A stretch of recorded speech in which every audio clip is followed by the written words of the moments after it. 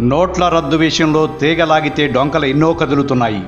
ఇది utter flop అని ఒకవైపు ప్రతిపక్షాలు అలుపెరుగని ప్రచారం చేస్తుంటే, మరొక పక్క భయంకరమైన నిజాలు వెలుగు చూస్తున్నాయి. అసలు నోట్ల రద్దు ఎందుకు చేశారో ముందు తెలుసుకుందాం. నల్లధనం అరికట్టేందుకు తీసుకునే చర్యల్లో భాగంగా ఇంకా గోల్డ్ కంట్రోల్, హవాలా, దొంగ నోట్లు, ఉగ్రవాద నిధులు, బినామీ ఆస్తుల నిషేధం, విదేశీ బ్యాంకులతో ఒప్పందాలు, ఇలా చాలా ఉన్నాయి. సుమారుగా 86% పెద్ద నోట్ల రూపంలో ఉన్నదని, అది 15 లక్షల కోట్ల దాకా ఉండవచ్చని ఒక అంచనా. ఈ డబ్బంతా కొత్త నోట్లతో మార్పించే క్రమంలో పన్ను ఎగవేతదారులను పట్టుకోవచ్చని ఒక వ్యూహం. ఈ సొమ్మును 2000 నోట్లతో మార్పించే క్రమంలో ముందస్తు జాగ్రత్త చర్యలు చాలానే తీసుకుంది ప్రభుత్వం. ఈ మార్పిడికి కేవలం 2 మార్గాలు ఎంచుకుంది. 1 బ్యాంక్, 2 పోస్ట్ ఆఫీస్. ఈ 2 కేంద్ర ప్రభుత్వ ఆధీనంలోనివే. ఇది వరకు నల్ల డబ్బు మార్పిడికి అనేక మార్గాలు ఉండేవి. అవన్నీ ప్రస్తుతం ఆగిపోయాయి.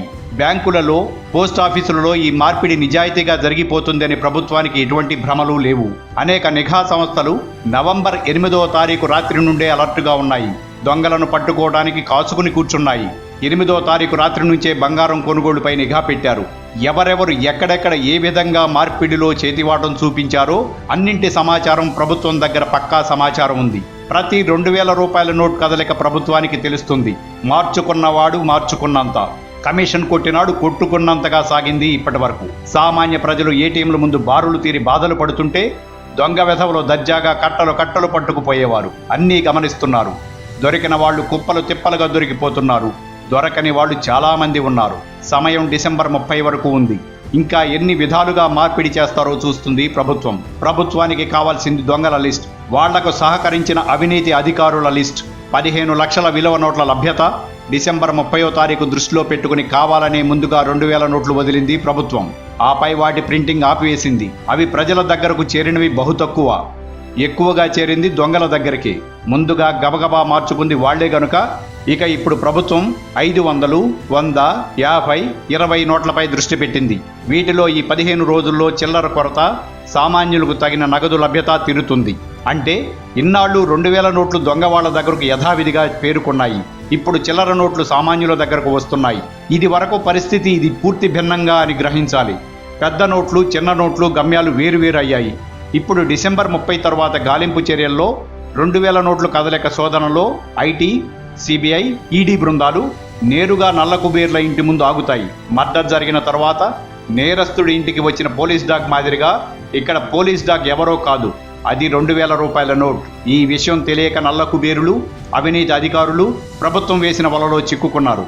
ఒక్క 2000 నోట్ చాలా మందిని ఎడాపెడా పట్టిస్తోందన్నమాట. మార్పిడి చేసినోడిని, చేయటానికి సహకరించినోడిని, ఇద్దరిని. అక్కడకు వచ్చిన బృందాలు వాళ్ళ ఇంట్లో బంగారు కడ్డీలు, పొలాలు, స్థలాలు, సెకండ్ సెటప్ల పేరున, పని మనిషి పేరున, కుక్కల పేరున పెట్టిన ఆస్తులు అన్నీ లైన్లోకి వస్తాయన్నమాట. ఇంతవరకు బాగానే ఉంది. ఇప్పుడు అందరినీ ఆశ్చర్యపరిచే మరొక విషయం వెలుగు చూసింది. 15 లక్షల నోట్లు కదా రావాల్సింది, ఇప్పటికే 11 లక్షలు వచ్చేశాయి. ఇంకా 4 లక్షలు వచ్చేస్తాయి. మరి సమానంగా నోట్కు వచ్చేస్తే ఇంకా నోట్లు రద్దెందుకు? కేవలం కొద్ది మొత్తంలోనే ఫేక్ నోట్ల కోసమేనా? కేవలం 1500 దొంగ నోట్లు చక్కగా 2000గా మారి మరింత తక్కువ చోట్ల పట్టుబట్టేట్టు చేశారు మోడీ గారు అని అనుకుంటే పప్పులో కాలేసినట్లే. అరుణ్ జైట్లీ గారు 8వ తారీఖు నుండి బ్యాంకులో డిపాజిట్ చేసిన సొమ్ము రంగు మారదు, అది నలుపో తెలుపో మేము చూస్తామని ఇప్పటికే చెప్పేశారు. అంటే బ్యాంకులో వేసినంత మాత్రాన నలుపు తెలుపు కాదు. ఎలా వచ్చింది లెక్క చెప్పి తీరాలి. చెప్పే క్రమంలో మీ కట్టుకథలు వినరు. పనిలో పనిగా మళ్ళీ పోలీస్ డాగులు మీ ఇంటికి వస్తారు, మీ గుమ్మం దగ్గరకు వస్తాయి, మీ నట్టింటకు వస్తాయి. అది సరే, ఆ లెక్కలా ఉంచి అసలు బాంబు ఏమిటంటే 15 లక్షల కోట్లకు 15 లక్షల నోట్లు వచ్చేశాయి. తెలుపో నలుపో సంగతి తర్వాత. ఇంకా వస్తే, ఇంకా ఉండిపోతే, గంగానదిలో కొట్టుకుని పోయినవి, గుట్టలుగా కాల్చిపారేసినవి, ఇవన్నీ ఎంత? అసలు ఎంత? చలామణికి మించి ఉన్నాయా దొంగ నోట్ల? షాక్ తినకండి. దొంగ నోట్లు లాంటి మంచి నోట్లు మీరు కాదు కదా, బ్యాంకులు కూడా కనిపెట్టని అసలు సిసలు నోట్లు. పాకిస్తాన్తో పాటు మన ఆర్బీఐ కూడా విడుదల చేసిన నోట్లు. అవును, ఇది గుండెలు తీసిన బంట్లు. దేశద్రోహులు, నీచ కమీన్ కుత్తేగాళ్లు దేశ ఆర్థిక వ్యవస్థను చిన్నాభిన్నంగా చేసేందుకు పనిన భయంకరమైన కుట్ర. దీని వెనకాల పెద్ద కథే జరిగింది.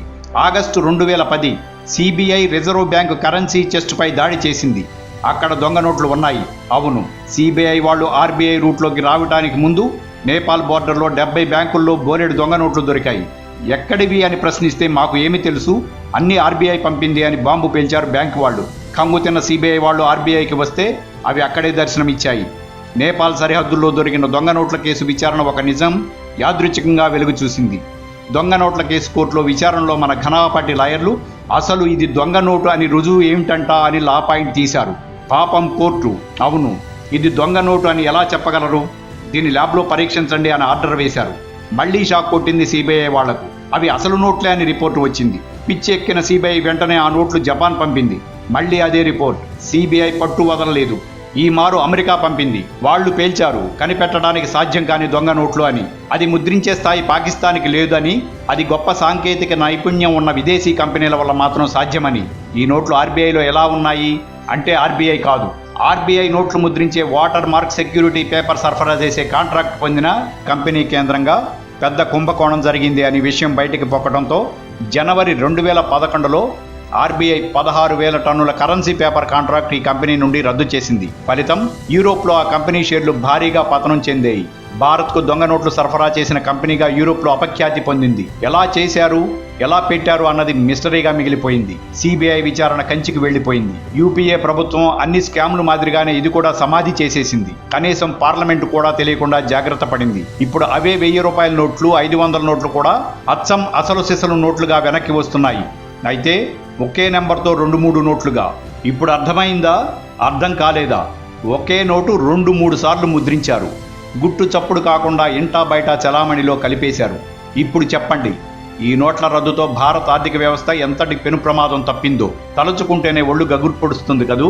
మోదీ గారి పెద్ద నోట్ల రద్దు నిర్ణయం భవిష్యత్తులో దేశం ఎదుర్కోబోయే అత్యంత విపత్కర దారుణ ఆర్థిక సంక్షోభం నుండి ఎలా కాపాడుతుందో తెలిసింది కదా. జై భారత్ మాత. Like and subscribe Eagle Media Works.